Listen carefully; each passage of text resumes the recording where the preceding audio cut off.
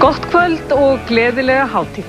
Þá komið að hinu árlega uppgjöri fréttastofu sjónvarpsins og fyrst eru það svipmyndir af innlendum vettvangi. Næsta klukkutíman eða svo munum við sýna ykkur það sem helst bar til tíðinda hér innanlands og við byrjum á því að fjalla stjórnmál en þar komst fréttamaður okkar í mjög svo óvenjulega aðstöðu í beinni útsendingu.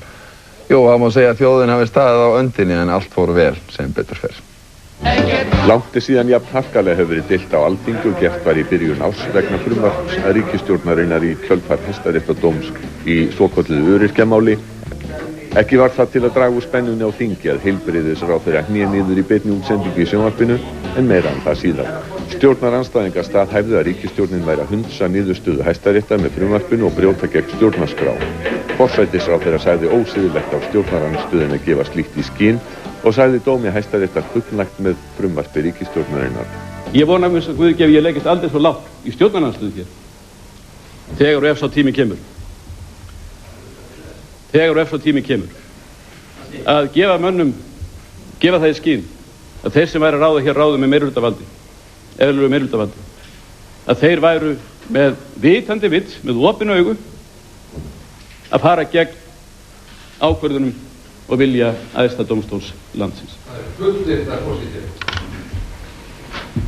Og þetta segir mér heilmikið þann sem kallaði fram í. Og virðing mín fyrir honum hefur ekki vaxið af þessu tilefni. Þá gerðist það þegar þriðja umræða frumvarpi stóð yfir að Halldór Blöndal, forseti Alþingis, kynnti svarbréf frá Garðari Gíslasyni, forseta Hæstaréttar, við fyrirspurn sem hann hafði sent Hæstarétti.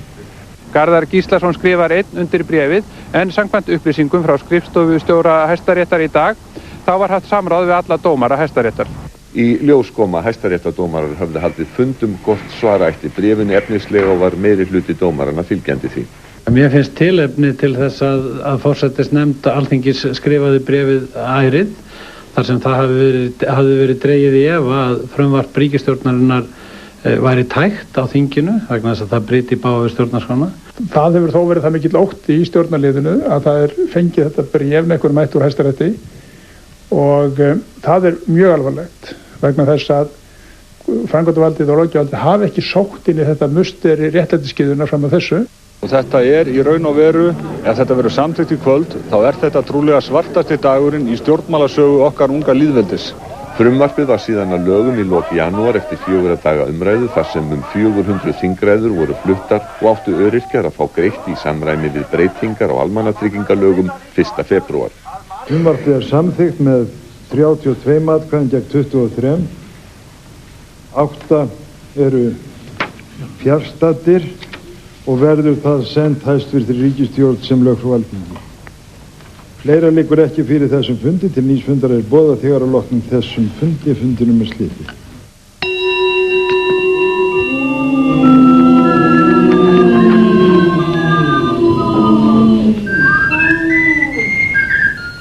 Forseti Íslands staðfesti síðan lögin umdeildu með undirskrift sinni en lýsti því jafnframt að gæta yrði ítrustu varkárni ef vísa ætti málum til þjóðaratkvæðagreiðslu.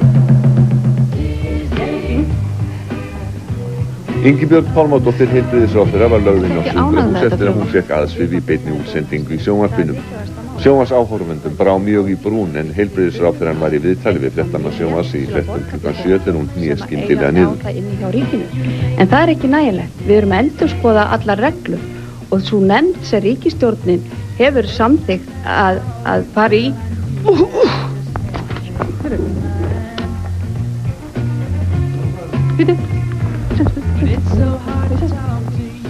Og við tökum við hér aftur eftir þetta og höldum áfram með aðrar fréttir. Og eins og hér sést var mönnum brugðið en Ingibjörg hristi þetta af sér og reifst hraustlega við Össur Skarphéðinsson formann Samfylkingarinnar skömmu seinna. Ingibjörg Pálmadóttir sagðist hafa fengið gula spjaldið þegar hún veiktist. Verkurinn hefði verið eins og að fá píl í gegnum brjóstið en hún hafði haft ofháan blóðþrýsting skeið án þess að láta meðhöndla hann. Sérfræðingar sögðu ráðherra þurfa hvíld. Eftir ég rankaði mig aftur þá vildi ég nú halda áfram í viðtalum og hefði haldið áfram kannski á þingi þá gæti ég dytti niður ef hann hefði ekki komið hérna Sveinn Magnússon læknir sem leist nú ekki svo mjög vel á mig. Hann vildi endilega kemi hérna með sér inn á sjúkrahús sem ég gerði og var lögð hér inn og fengi hér góða meðferð og komin á lyf sem verka mjög vel. Ingibjörg Pálmadóttir heilbrigðis- og tryggingamálaráðherra tilkynnti að hún ætlaði að láta af embætti á vormánuðum eftir 6 annarsum ári í embætti. Jón Kristjánsson, formaður fjárlaganefndar og þingmaður Framsóknarflokksins á Austurlandi, var valinn eftirmaður hennar. Ég á 12 ára gamlan son sem ég hef ekki verið mikið hjá. Ég er búin að vera í stjórnmálum í 20 ár, 10 ára á þingi, 6 ára ráðherra, og þegar ég sagði hann frá því í gær að ég ætlaði að hætta, að þá var hann alveg hreint eins og sólin ljómandi, þannig ég sá að ég var akkurat að hætta á réttum tíma áður ég missi af drengnum. Ráðherraskiptin fóru fram með hefðbundnum hætti á ríkisráðsfundi á Bessastöðum. Jón Kristjánsson sagðist ekki boða neina byltingu í ráðuneytinu enda sammála forvera sínum flest. Við höfum nú unnið náið saman við Ingibjörg í mörg ár og verið sammála þá þær áherslur sem hafa verið í hennar ráðuneyti, þannig ég á ekki vona neinum byltingum. Reykvíkingar gengu að kjörborðinu miðjan mars til að greiða atkvæðum hvort flugvöllur ætti að vera í Vatnsmýrinni eftir árið 2016. Andstæðingar flugvallarins unnu nauman sigur í atkvæðagreiðslunni en þáttaka í henni var dræm. Niðurstaðan var ekki bindandi en borgarstjóri sagðist þó vera siðferðislega bundin af henni. Setjum nú svo þetta sé eins og þetta núna 51-49 því þetta þarf mikið að breytast í utankjörstaðatkvæðum til þess að raunverulega breytist eitthvað. Þá gerum við ráð fyrir því að eftir 2016 og einhvern tímann á bilinu 2016 til 2024 fari flugvöllurinn úr Vatnsmýrinni. Guðni Ágústsson landbúnaðarráðherra var kjörinn varaformaður Framsóknarflokksins í stað Finns Ingólfssonar á flokksþingi í mars og Sif Friðleifsdóttir var kjörinn að ritari. Halldór Ásgrímsson var endurkjörinn formaður. Þau 3 sigruðu með yfirburðum.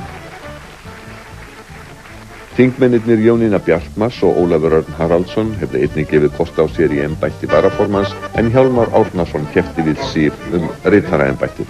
Hjálmar Árnason 205 atkvæði að 37,8%.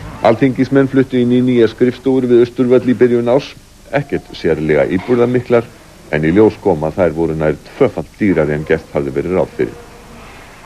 Eftirlit með framkvæmdum var ekki sem skyldi og forseti Alþingis kallaði eftir skýrslu frá Ríkisendurskoðun vegna málsins. Íslendingar urðu aðilar að Schengen-samningnum ásamt hinum Norðurlöndunum þann 25. mars. Nokkrum dögum áður var fyrsti áfangi stækkunar Leifsstöðvar tekin í notkun til að auka afkastagetu flugstöðvarinnar. Schengen-samstarfið felst í að afnema eftirlit með fólki á innri landamærum Schengen-landana 15. Á móti kemur hert eftirlit á ytri landamærum Schengen-svæðisins með öflugu upplýsingakerfi og stór aukinni lögreglusamvinnu. Þrálátur orðrómur komst á kreikum það í ársbyrjun að Björn Bjarnason, menntamálaráðherra, væri að íhuga að bjóða sig fram til forystu fyrir Sjálfstæðisflokkinn í Reykjavík í næstu borgarstjórnarkosningum. Júlíus Vífill Ingvarsson, einn af forystumönnum flokksins í borginni, bað Björn að tala skýrt. Ég vissi nú ekki að Björn hefði áhuga á því að söðla og færa sig yfir í borgarmálin, þannig var allavega ekki rætt það við mig. Ekki orðið var við annað en bara mjög eindreginn stuðning, enda hefur Inga Jóna staðið sig mjög vel og hún hefur lagt metnað sinn í þetta starf og bryttað upp á ýmsum nýjungum. Inga Jóna segist ekki gefa leiðtogасætið eftir baráttulaust og framboð Björns breyti engu það. Ég er að segja andstæðingar hans og andstæðingar okkar, allra sjálfstæðismanna. Það eru þeir sem eru að blása í glæður slíkrar umræðu, það eru þeir sem eru að halda umræðinu gangandi. Hroll setti að landsmönnum í byrjun júní þegar að skýrsla Hafrannsóknastofnunar ástand fiskistofna hér við land var kynnt. Þar kom fram að þorskstofninn hafði verið verulega ofmetinn og var lagt til að yrði dregið úr þorskveiðum á næsta fiskveiðiári. Það er því miður ekki hægt að gleðjast yfir miklu í þessari skýrslu sem kom út í dag, Nytjastofnar sjávar 2000-2001. Langflestir stofnar okkar eru í sögulegu lágmarki eða nálægt því. Verst er ástandið kannski í þorskinum. Vísindamenn á Hafró höfðu smátt og smátt verið að átta sig á því undanfarin 2 ár að stofninn hafði verið verulega ofmetinn og töldu að nú þyrfti að grípa inn í þróunina. Stofnunin var harkalega gagnrýnd í framhaldinu þar sem að menn höfðu borið mikið traust til hennar og staðið þeirri trú að óhætt væri að treysta mati hennar þó að í raun sé á ekkert að treysta það sem þorskurinn er annars vegar. Hafrannsóknastofnunin lagði til að veitt yrðu 155.000 tonn af þorski á næsta fiskveiðiári en sjávarútvegsráðherra ákvað að þorskkvótinn skyldi vera 190.000 tonn. Var þar miðað við svokallaða breytta aflareglu en í henni felst að þorskafli milli ára breytist aldrei meira en 30.000 tonn. Kvótasetning á veiðar smábáta á ýsu, ufsa og steinbít tóku gildi 1. september en Alþingi ákvað að fresta ekki gildistöku lagana þrátt fyrir hörð viðbrögð smábátaeigenda. Í mörgum sjávarbyggðum ríkti mikil svartsýni vegna lagana og menn óttuðust áhrif þeirra og afkomu fyrirtækja og einstaklinga. Það fór eins og ég spáði fyrir 3 sólarhringum síðan að Líu þjónandi ríkisstjórnsins, Sjálfstæðis og Framsóknar myndi ekki fá leyfi hjá lagapöntunarfélagi Líu til þess að afgreiða frestunartillögu kvótasetningu á ýsu, steinbít og ufsa í veiðikerfi smábátana. Eitt hvert umtalaðasta mál ársins var án efa mál Árna Jónsens, alþingismanns og formanns byggingarnefndar Þjóðleikhússins sem leiddi til þess að Árni sagði af sér þingmennsku í ágúst. Fyrst var minnst á mál Árna í fjölmiðlum þann 13. júlí þegar að DV birti frétt þess efnis að Árni hefði tekið út byggingarefni í Bíkó í byrjun júlí í nafni byggingarnefndar Þjóðleikhússins. Árni hefði sjálfur sótt efnið, endurmerktað og látið senda á heimili sitt í Vestmannaeyjum. Þá kom næst fram í fréttum Ríkisútvarpsins að í bókhaldi byggingarnefndar Þjóðleikhússins væri að finna reikning vegna óðals kantsteina frá BM Vallá en steinana væri hvergi að finna í leikhúsinu. Árni gaf þá skýringu á málinu að nota hefði átt steinana í stétt við leikhúsið og að þeir væru geymdir á brettum og vísum stað. Næsta dag kom fram að steinarnir væri ekki í geymslu, heldur hefðu þeir verið fluttir á heimili Árna í Reykjavík. Stöðugar fréttir voru á málum Árna og greint var frá því í fréttum Stöðvar 2 að Árni hefði keypt þéttidúk í nafni byggingarnefndarinnar en Árni sagði að hann væri í geymslu á vegum leikhússins. Þjóðleikhússtjóri þvertók fyrir það. Í ljós kom að dúkurinn hafði verið sendur til Vestmannaeyja en verið sendur tilbaka þaðan þegar málið komst í hámæli og komið fyrir í geymslu í Gufunesi. Ríkisendurskoðun skilaði greinargerð fjárhagslega umsýslu Árna Jónsens vegna þeirra starfa sem honum hefðu verið falin á vegum ríkisins. Efnahagsbrotadeild ríkislögreglustjóra hefur nú tekið við málinu og fer fram víðtækar rannsókn á því. Ríkisstjórnin kynnti viðamiklar breytingar í skattamálum fyrirtækja og einstaklinga í byrjun október. Eignarskattar verða lækkaðir og tekjuskattur fyrirtækja verður lækkaður úr 30% í 18%. Skattlagningu húsaleigubóta verður hætt og stimpilgjald lækkað.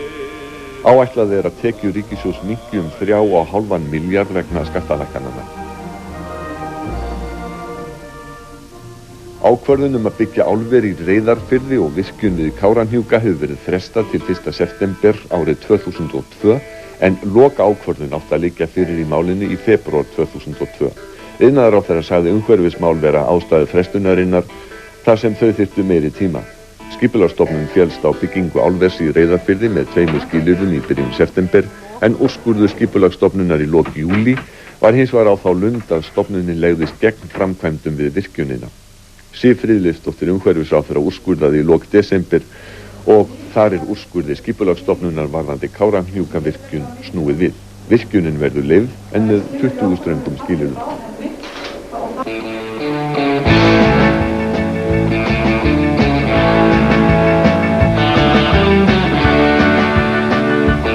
Mörg ókvæðanleg slys urðu á árinu og hafið tók sinn toll, sérstaklega í lok ársins.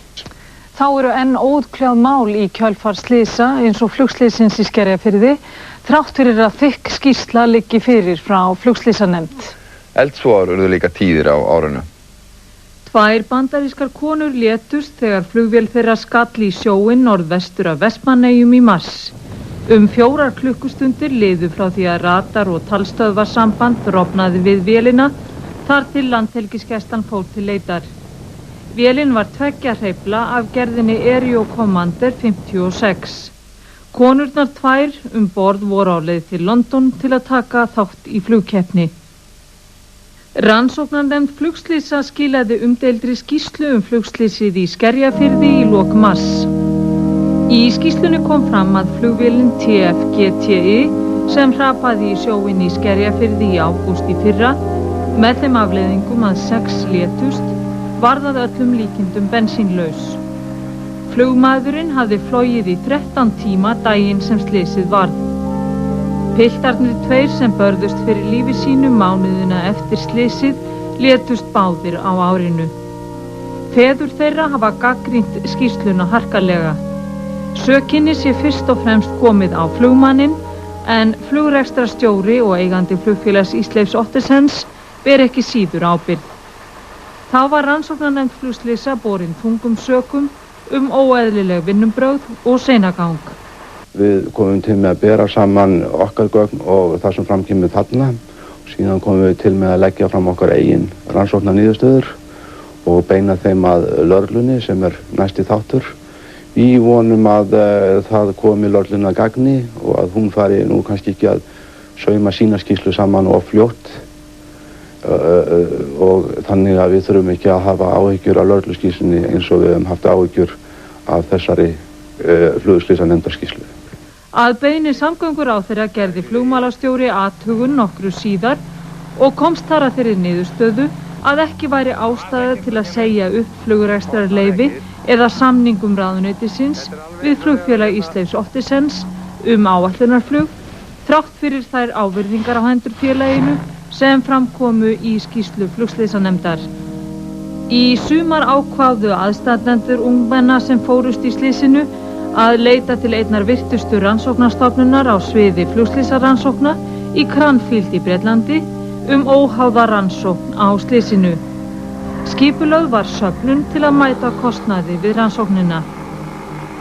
Í lok september yfirtók flugfélagið Jórvík rekstur Flugfélags Ísleifs Ottesens eftir að samningar höfðu tekist milli flugfélagana. TF-SIF minni þyrla Landhelgisgæslunnar skemmdist þegar hún þurfti að nauðlenda á túni í eigu Stekkjarvalla á Snæfellsnesi í lok maí. Þyrlan var að koma frá Rifi og voru 5 manns borð. Engan sakaði. Rannsókn á óhappinu leiddi síðan í ljós að þyrlan flaug inn í láréttan skýstrók við suðurbrún Urðarmúla með þeim afleiðingum að þyrluspaðarnir rákust í stél þyrlunar. Flytja þurfti TF-SIF á vörubílspalli til Reykjavíkur til viðgerðar. Hótel Búðir brann til kaldra kola í febrúar. Segja má að á aðeins klukkutíma hafi allt brunnið sem brunnið gat í hótelbyggingunni. Hótelið var mannlaust þegar eldurinn kom upp en talið að kviknað hafi í út frá rafmagni. Áform eru að byggja upp nýtt og glæsilegt hótel á rústum hins gamla. Það var laust upp á klukkan 8 sem vart varði eldi í hinu fornfræga hóteli hér á Búðum.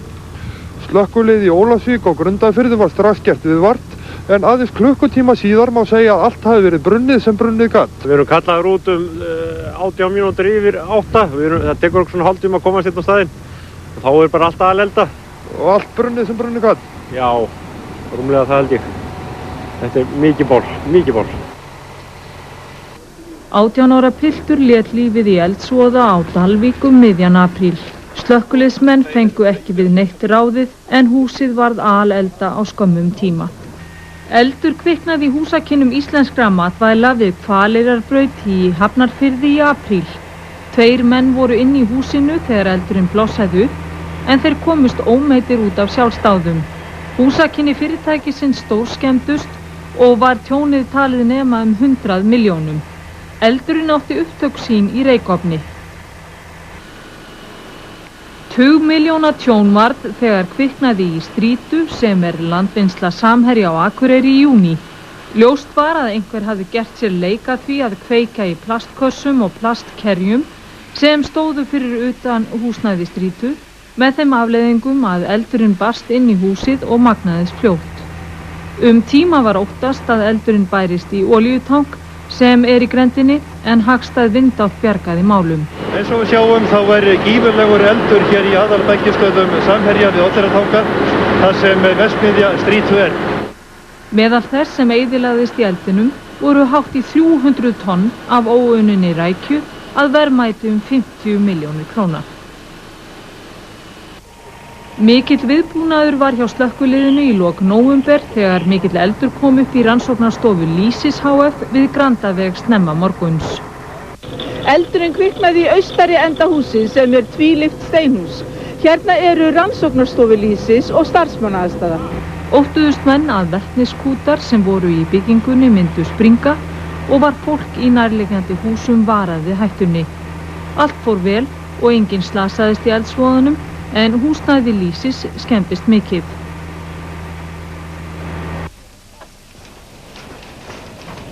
Vinnustofa fatlaðra í Lækjarbotnum við Suðurlandsveg fuðraði upp í bruna í byrjun desember. Þarna var trésmíðaverkstæði til húsa og var slökkvistarf erfitt, enda mjög hvasst og ekkert vatn á staðnum. Slökkviliðsmenn hafa þurft að gera hlé á slökkvistörfum vegna þess að það vantar vatn, en verið að sækja meira og auk þess vant að komast við alltaf kaf í snjó. Engin slys urðu á fólki og var engin í húsinu þegar eldurinn kom upp. Efsta hæð gamla frystihússins á Norðfirði gjöreyðilagðist í eldi í desember. Já, það var klukkan 4 í nótt sem að eldsins var vart hér í gamla frystihúsinu hjá Síldarvinnslunni á Norðfirði. Menn voru búin að vera hér við kvikmyndatökur þar sem að mynda átti eldsvoða í frystihúsi vegna töku myndarinnar Hafsins eftir handriti Ólafs Hauks Símonarsonar. Allt gekk að óskum og flesti voru farnir heim klukkan 4 þegar eldur gaus svo aftur upp í frystihúsinu. Alvarlegt vinnuslys varð í álverinu í Straumsvík í lok júní þegar sprenging varð í Kerskála 3. 2 menn brenndust alvarlega og lést annar þeirra af sárum sínum nokkrum dögum síðar. Slysið varð þegar verið var að undirbúa að gangsetja rafgreiningarker og ljósbogi eða skammhlaup myndaðist. Þetta var venjubundin undirbúningur fyrir gangsetningu kers en árlega 100 ker gangsett í verinu. 3 karlmenn og 1 kona létust í hörmulegu slysi í veiðihúsi við Veiðivötn í lok ágúst. Í ljós kom að lyktarlaust eiturloft frá gaslampa hafði valdið dauða fólksins sem lá í rúmum sínum. Húsið sem það gisti í var mjög lítið og bæði dyr og gluggar voru lokuð þar sem úti var leiðinda veður. Gasljósið sem logaði olli því að allt súrefni í húsinu eyddist og fólkið fekk kolsýrlingseitrun sem slæfir öndun og hefur lamandi áhrif. Öflug sprenging varð í áburðarverksmiðjunni í Gufunesi í byrjun október en engan sakaði. Stórt svæði umhverfis verksmiðjuna var lokað af í öryggiskyni og í fyrstu var talin hætta á loftmengun en vindátt var hagstæð. Sprengingin varð í þeim hluta verksmiðjunar þar sem vetni og ammóníak er framleitt. Efnaframleiðslu í verksmiðjunni var hætt eftir sprenginguna og verður verksmiðjan líklega flutt af svæðinu á næstu 2 árum. 2 menn fórust þegar neta og tóbáturinn Una í Garði GK 100 fórst norður af Skagafirði í blíðviðri í júlí. Skipstjóri, stýrimaður og vélstjóri auk 11 ára sonar stýrimannsins komust lífs af. Atburðirnir borð gerðust á ógnarhraða en skyndilega fór skipið að halla og sökkva að aftan eftir að sjór hafði lekið inn. 3 skipverjanna ásamt drengnum komust borð í björgunarbát og 5 klukkustundum eftir slysið var þeim bjargað borð í rækjubátinn Húna HU 62 sem flutti þá til Blönduós. 1 maður fórst þegar ófeigur annar frá Vestmannaeyjum 138 brúttólesta stálbátur sökk á skammri stundu undan Suðurlandi í byrjun desember. Mjög slæmt veður var á þessum slóðum þegar ófeigur sökk, rok og mikill sjór. 8 skipverjar komust borð í gúmmíbjörgunarbát og var þeim síðan bjargað borð í danska Pétur Vaffe sem flutti þá til Vestmannaeyja. Aðstandendur skipbrotsmannanna biðu þeirra við komuna til hafnar. Fáeinum dögum síðar fórust 3 menn með Svanborgu SH frá Ólafsvík við Snæfellsnes. Aftaka veður var þegar slysið varð en skipið strandaði og rak upp í fjöru. Í birtingu í morgun kom í ljós að lítið var eftir að Svanborgu SH hér við klettana við Svörtuloft undan Önduranesi nema brakið og fiskikörinn. Báturinn kom hér inn í þessa rennu sem við sjáum hérna fyrir aftan mig. Það tókst að bjarga einum skipverjanna, Eyþóri Garðarsinni, og var þar unnið mikið afrek. Eyþór varð að halda sér föstum á þaki stýrishússins í tæpar 3 klukkustundir áður en björgun barst. Náði að halda mér þarna og sérstaklega allan þennan tíma. En það þegar svona stendur á þá eitthvað sem hjálpar okkur. Þyrla frá varnarliðinu kom á slysstað eftir að þyrla Landhelgisgæslunnar varð að hverfa frá vegna bilunar. Sigmaður Bandaríkjahers tryggði mikla hetjudáð við björgunina.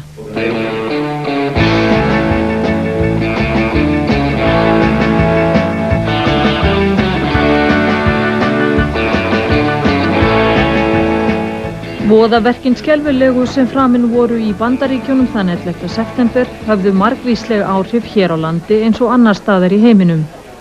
Þar sem allir flugvellir í Bandaríkjunum voru lokaðir dagan eftir árásina, urðu margir bandarískir ferðamenn strandaglópar hér á landi, en létu sér það ekki fyrir brjósti brenna. Íslenskir slökkviliðs- og lögreglumenn heimsóttu bandaríska sendiráðið við Laufásveg til að votta bandarískum starfsbræðrum sínum virðingu sína, en slökkviliðsmenn ytra sýndu fádæma hetjulund þegar hörmungarnar dundu yfir. Og hræðslan við miltisbrand fór eins og eldur í sínum íslenskt þjóðfélag eins og hvarvetna annar staðar. Fyrst fundu starfsmenn borgarendurskoðunar grunnsamlegt duft í poka utan af tímariti og var gripið til viðeigandi varúðarráðstafana.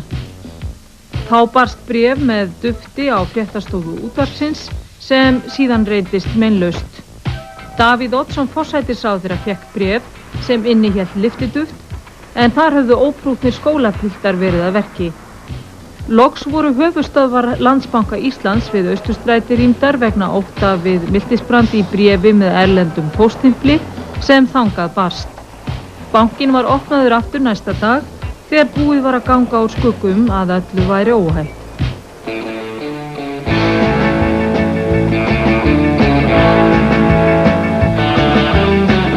Það sem einkenndi íslenskt viðskiptalíf á árinu voru tíðar breytingar á gengi íslensku krónunar og stemdi einkum niður á við í þeim efnum. Samkeppnisstofnun lék einnig stór hlutverk á árinu. Fyrst sektaði hún grænmetisfyrirtæki 10 milljóna og í loka árs var hermanna sendur á vegum Samkeppnisstofnunar til að gera húsleit hjá olíufélögunum.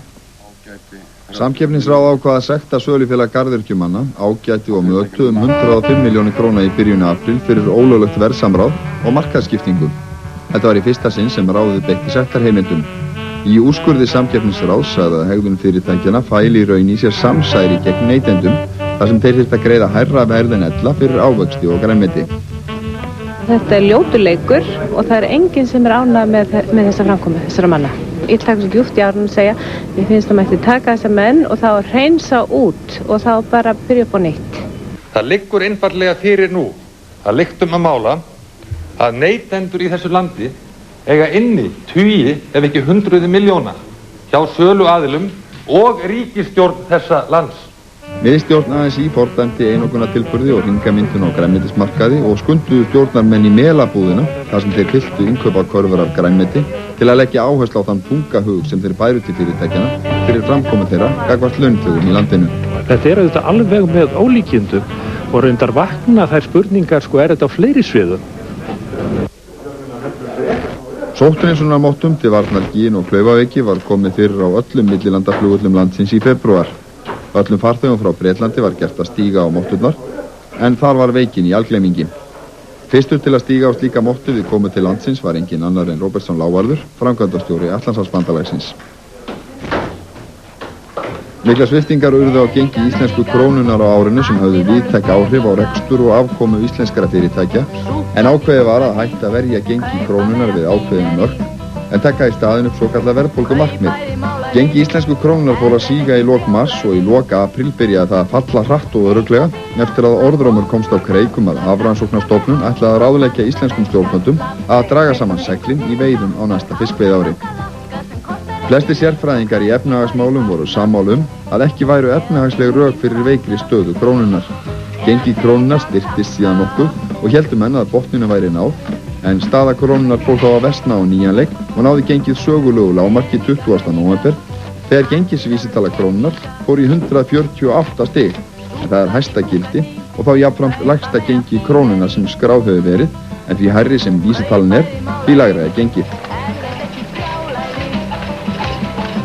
Helstu skýringar eru ójafnvægi í gjaldeyrisstraumnum vegna mikils viðskiptahalla og samdráttar í erlendum lántökum.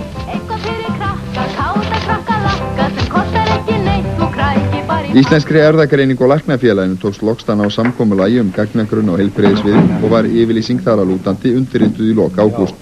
Í henni kemur fram að eyða skuli upplýsingum sjúklinga í gagnagrunninu og óski þeir eftir því.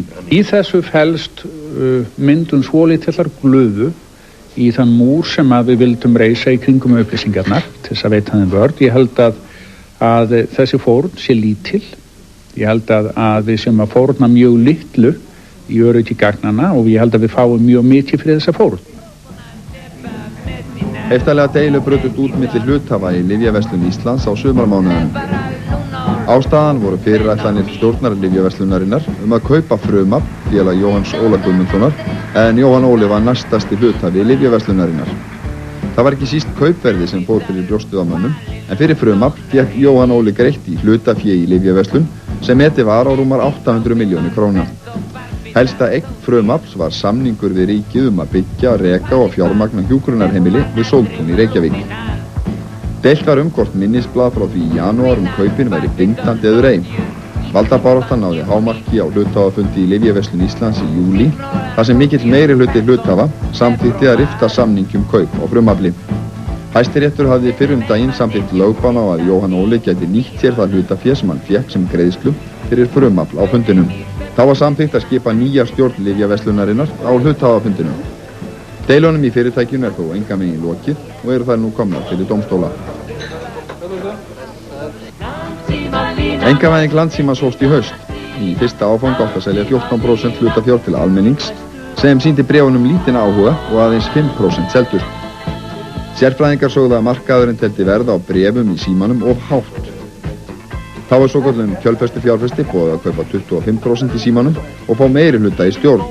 Þá verða 10% seldi í tilboðsölu, þannig að í þessum áfanga ráðgert að selja 49% hlutafjár í símanum.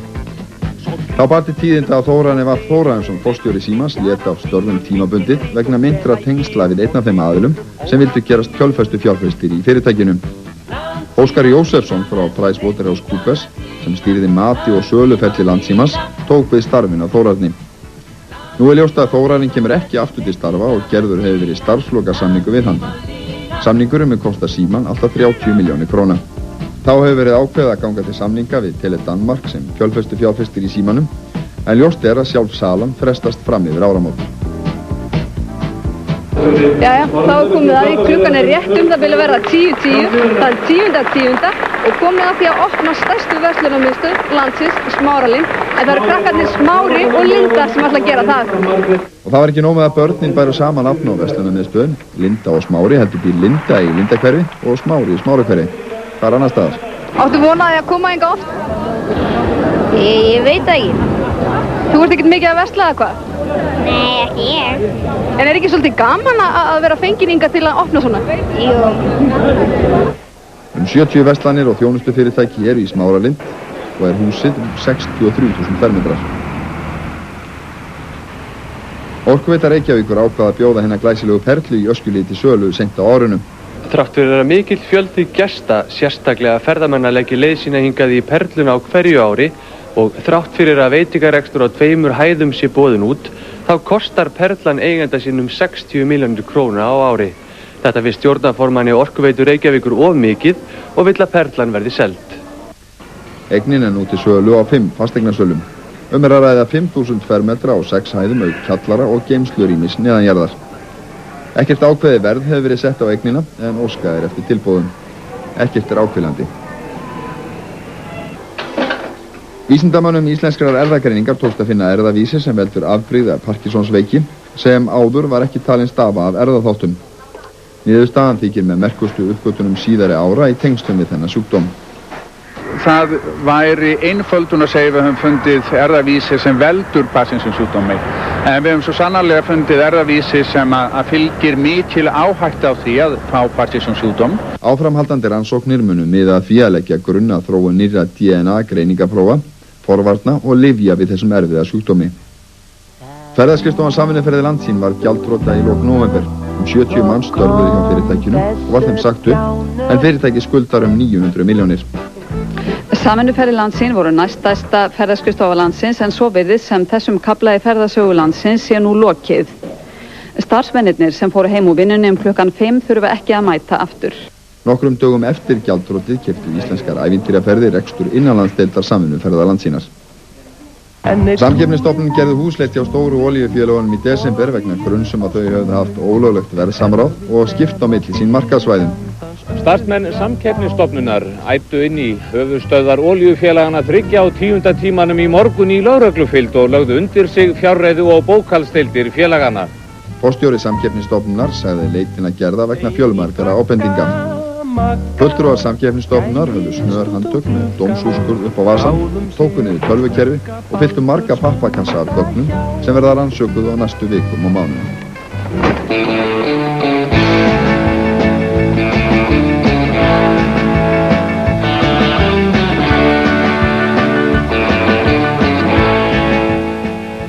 Atli Guðjón Helgason var dæmdur í 16 ára fangelsi fyrir að verða Einari Erni Birgissyni að bana í nóvember árið 2000.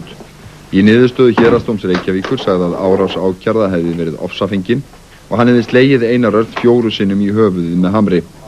Atli hefði síðan ákveðið að leyna atburðinum. Atli neitaði því að hafa banað Einar Erni af ásetningi. Hefði verið að ræða hræðilegt slys og hann hefði verið að verja sig eftir að hann lenti í deilum við hinn látna. Hæstiréttur dæmdi Rúnar Bjarka Ríkharðsson í 18 ára fangelsi fyrir að verða vinkonu fyrirverandi sambýliskonu sinnar að bana á heimili hennar í Ytri Njarðvík með því að stinga hana mörgu sinnum með hnífi og veita sambýlismanni hennar áverka. Rúnar Bjarki var einnig dæmdur fyrir að hafa nauðgað fyrirverandi sambýliskonu sinni.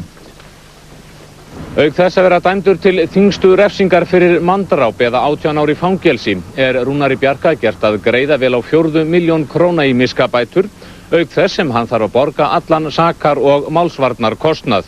Austurríkismaður á fertugsaldri var að handsamaður með 67.000 e-töflur á Keflavíkurflugvelli í lok september á leið frá Amsterdam til Bandaríkjanna. Markaðsverð fíkniefnanna talið hátt í 200 milljónir króna. Talið að hert eftirlit á flugvellinum og auknar öryggiskröfur hafi leitt til þess að tollgæslunni tókst að góma þennan bíl vegna smyglara. Eiturefnin fundust í farangri mannsins þegar hann var gegnumlýstur. Til átaka kom milli ungmenna úr hópi innflytjenda og annara ungmenna á Lækjartorgi nóttina eftir þjóðhátíðardaginn 17. júní. Uggsettið að mönnum að kynþáttafordómar væru farnir að grafa sig hér á landi eins og víða í nágrannalöndunum. Íslendingar hafa löngum verið stoltir af sínum þjóðlega arfi og mært hann í orði og verki. Nú Ísland hins vegar orðið fjölmenningarsamfélag og hér búa margir af ólíkum uppruna. Sumir segja að þjóðernishyggjan geti reynst þjóðinni hættuleg. Það er auðvitað sérstakt áhyggjuefni að þau skuli með einhverjum hætti tengjast jafnvel kynþáttafordómum og það er auðvitað full ástæða til þess að líta á það alvarlegum augum. Þetta eru hættumerki. Maður var myrtur í íbúð við Bakkasel í Breiðholti í lok október. 25 ára karlmaður sem þar bjó játaði verknaðinn. Hinn myrti var stunginn með hnífi í hálsi og víðar líkamann. Blóðblettir fundust fyrir utan íbúðina og hinn látni fannst í nærliggjandi garði. Íslensku maður á 30-aldri, búsettur í Danmörku, var myrtur á Malaga á Spáni í nóvember. Danskur maður er grunaður verknaðinn.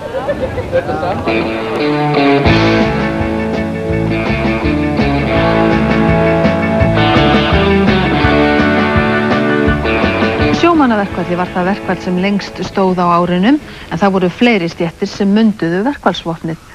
Þroskaþjálfar fór í verkfall sem stóð vikum saman og tónlistakennarar voru ákveðinir í að slá engar feilnótur í sinni kjarabaráttu. Rúmlega 6.000 sjómenn fóru í verkfall miðjan mars. Kjarasamningar sjómanna runnu út 15. febrúar árið 2000 en viðræður hafðu ekki skilað neinum árangri. Nokkrum dögum eftir að verkfallið hófst samþykkti Alþingi hins vegar lög að því yrði frestað til 1. apríl til að freista þess að bjarga úr sjó verðmætum loðnuafla sem annars væri glataður þjóðarbúinu en hinn óveita loðna var metin á 1,5 milljarð króna. Verkfallið því samtök fiskimanna og hófa gegn félögum og samtökum útvegsmanna og undir miðnætti aðfarið 16. mars síðastliðinn frestað til kl. 24:00 að 19. apríl næstkomandi frá með gildistöku laga þessara. Stjórnarandstæðingar gagnrýndu það harkalega að stjórnvöld skyldu grípa inn í deiluna eftir aðeins 3 daga verkfall. Skipin héldu til veiða á ný en sem fyrr gekk hvorki né rak í samningamálum. Vélstjórum og útgerðarmönnum tókst þó að semja 9. maí og var verkfalli vélstjóra þá aflýst. Þegar sjómannaverkfallið hafði staðið í 6 vikur, eða 2-faldi lengur en lengsta verkfallið undanfarin 20 ár, ákváðu stjórnvöld að grípa inn í annað sinn. Til að verja þjóðarheill, sagði sjávarútvegsráðherra. Skaðinn orðinn ótæpilegur gagnvart öllu efnahagslífi landsins. Við getum ekki leyft okkur þennan munað, þeir sem eru skráð borð í skútuna í Ísland. Við stöndum frammi fyrir 2 slæmum kostum og hvort á að hengja mann eða skjóta. Sjómannasamband Íslands ákvað þá að aflýsa verkfalli frekar en að fá á sig lög, en eitt aðildarfélag í sambandinu, Sjómannafélag Eyjafjarðar, hélt verkfallinu til streitu. Þann 17. maí voru samþykktu lög sem bönnuðu verkfallið og verkbann útvegsmanna og gerðardómi var falið að fjalla kjaramál sjómanna. Sjómenn, þar af sumir í sjóstökkum, söfnuðust saman á Austurvelli til að mótmæla þessu málalyktum. Það talsverður hiti í sjómönnum eins og sjá má að heyra á mótmælafundi sem sjómenn hafa efnt til hér fyrir framan Alþingishúsið í norðan kælunni á Austurvelli. Samningar! Samningar! Samningar! Samningar! Samningar! Samningar! Á 400 lögreglumanna tóku þátt í mótmælum sem hófust á almennum fundi í Bíóborginni. Gengu þeir svo fylltu liði niður Laugaveg og að Alþingi. Þar tóku á móti lögreglumönnunum Halldór Blöndal, forseti Alþingis, og Sólveig Pétursdóttir, dómsmálaráðherra. Lögreglumennirnir voru að mótmæla vinnubrögðum og seinagangi hjá samninganefnd ríkisins. Samningar tókust við lögreglumenn síðla árs. Þroskaþjálfar hófu langa og stranga hrinu verkfalla 18. maí þegar þroskaþjálfar hjá borginni lögðu niður vinnu. Þegar leið á júnímánuð lögðu þroskaþjálfar hjá ríki, sjálfseignarstofnunum og sveitarfélögum einnig niður vinnu. Verkfallið hafði afar slæmar afleiðingar fyrir fötluðu börn og foreldra þeirra, þar sem enga þjónustu var að fá. Samið var við þroskaþjálfa hjá borginni 22. júní, en ekkert mjakaðist hjá öðrum þroskaþjálfum. Í byrjun júlí söfnuðust þroskaheftir ásamt aðstandendum sínum saman á Austurvelli til að þrýsta á að kjaradeilan yrði leyst. Foreldrar náttúrulega eru nánast allir í sömu sporum. Þetta er orðið mjög alvarlegt ástand og þetta má bara ekki dragast lengur. Fólkið gekk síðan yfir í félagsmálaráðuneytið við Tryggvagötu, þar sem félagsmálaráðherra varð fyrir svörum. Friðið nýja að gera eitthvað. Það er komið tími til að síga á félagsmálaráðherra. Já, ég hef ekki... Þú hefur vald í ríkisstjórn til þess að borga þessu fólki sæmileg kaup svo það getur þjónust okkar fólk. Þegar 7 dagar voru liðnir af júlí, skrifuðu þroskaþjálfar hjá ríkinu og sjálfseignarstofnunum loks undir nýjan samning og að hækkuðu byrjunarlaun þroskaþjálfa úr 100.000 krónum á mánuði í 143.000. Komu bandaríska skemmtiferðaskipsins Clipper Adventurer var mótmælt á Miðbakka í Reykjavík í byrjun ágúst.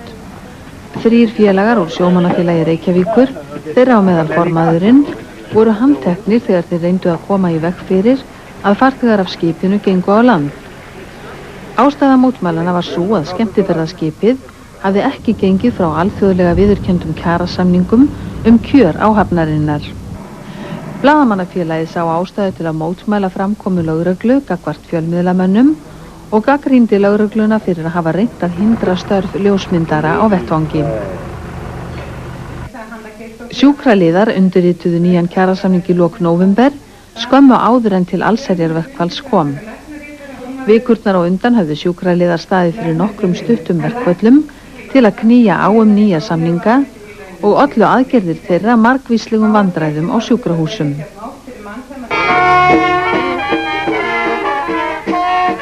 Verkfall tónlistarkennara hófst 22. október og því lauk ekki fyrir mánaðamótin nóvember-desember. Samið var 152.000 króna byrjunarlaun tónlistarkennara á mánuði, en áður voru þau rúmlega 100.000 krónur. Samkomulag var gert milli ASÍ og samtaka atvinnulífsins annars vegar og ríkisstjórnarinnar hins vegar samstilltar aðgerðir til að ná tökum á verðbólgunni. Vonast til að draga muni úr verðbólgu, krónan styrkist og vextir lækki með því að verja kaupmáttur launafólks. Margir hafa viljað kalla samkomulagið nýja þjóðarsátt. Í samkomulaginu felast meðal annars frestun á uppsögn launaliðs kjarasamninga fram í maí, atriði sem lúta að lífeyrismálum, meiri hækkun launa í janúar árið 2003 og breytingar á tryggingagjaldi.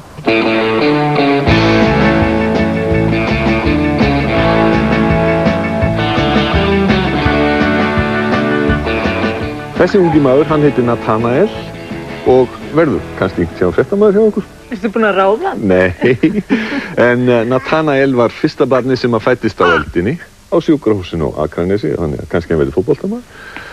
Hann var í fréttum hjá okkur að kvöldi nýjársdags og nú hann komin til okkar til þess að fagna áramótunum með okkur. Á þeim 12 mánuðum sem eru liðnir frá því að Nathanael fæddist hefur margt borið til tíðinda, bæði gleðilegt og sorglegt. En drengurinn hefur vaxið og dafnað vafinn ást og hlýju, áhyggjulaus allt veraldlegt vöfstur. En lítum á hnokkan nokkrum klukkustundum eftir að hann fæddist. Fyrsti Íslendingurinn sem fæddist á þessari öld kom í heiminn á sjúkrahúsi Akranes klukkan 6:02 að morgni nýjársdags og þar ríkti sannkölluð hamingja. Þetta var myndardrengur, 14 merkur og 52 sentimetrar. Foreldrarnir eru háskólanemar búsettir á Akranesi. Aðeins nokkrum mínútum síðar fæddist annar drengur á fæðingardeildinni í Reykjavík. Ingvar Sigurðsson leikari fékk hlutverki nýri Hollywood kvikmynd sem nefnist K-19, The Widowmaker. Myndin byggist á sannsögulegum atburðum sem gerðust í rússneskum kafbáti árið 1961. Ingvar leikur á móti ekki óþekktari mönnum en Harrison Ford og Liam Neeson. Sigurjón Sighvatsson er meðal þeirra sem framleiðir myndina en Karl Júlíusson gerir leikmyndina. Jú, þetta er alveg eiginlega bara fyndið og ég er alveg einhvern veginn ekki alveg búinn að ná þessu. Ég er bara hálf aulalegur yfir þessu. Því að ég í rauninni, það var það þannig að í fyrra kvöld þá er hringt í mig og sagt að ég sé borð í þessari mynd, hvort ég geti komið á morgun. Og ég er búinn að missa af einum degi í þessu kafbátaskóla. Lagið Birta eða Angel var framlag Íslands í söngvakeppni Evrópskra sjónvarpsstöðva þetta árið og var það flutt af Two Trygg í hópnum. Miklar deilur höfðu spunnist það hér á landi hvort Birta skildi sungin á íslensku eða ensku í keppninni. Sjónvarpið sýndi beint frá keppninni að venju og var hún haldin í Parken í Kaupmannahöfn að viðstöddum rúmlega 40.000 áhorfendum. Útvarpsráð hafði fyrrum veturinn samþykkt tillögu Marðar Árnasonar að framlag Íslands í keppninni skyldi sungið á íslensku. Vegna háværa gagnrýnisradda ákvað ráðið að Einar Bárðarson, höfundur sigurlagsins í forkeppni Eurovision, fengi að ráða því sjálfur á hvaða tungumáli lagið yrði sungið í aðalkeppninni. Birta hlaut ekki náð fyrir augum Evrópubúa og hafnaði lagið í neðsta sæti ásamt framlagi Norðmanna með 3 stig og taka Íslendingar ekki þátt í keppninni næsta ár. Eistar sigruðu í keppninni með laginu Everybody eða Allir. Litlu mátti muna að Danir færu með sigur af hólmi annað árið í röð en þeir lentu í öðru sæti. Svo dýrt var að halda keppnina að danska sjónvarpið íhugaði að kaupa áfallatryggingu til að mæta kostnaðinu með danska lagið inni aftur.